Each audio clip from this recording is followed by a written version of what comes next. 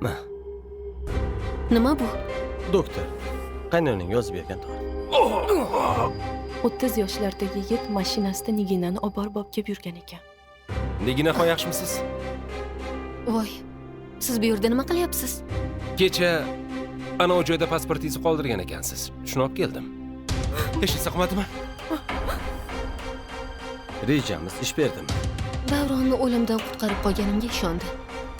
Men o'tirgan xonaga ruxsat bermagunimcha kirmang. U seni yaxshi ko'rib qoldimi deyman. Shunaqa desa ham bo'ladi. Agar to'yimizga rozilik bermasangiz,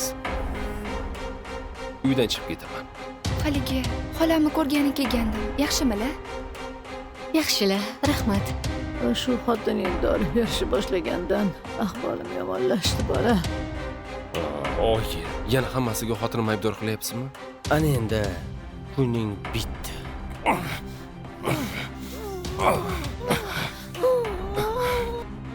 Oyimga nima bo'lyapti, hayronman. Kundan kunga mazalari qochyapti bora.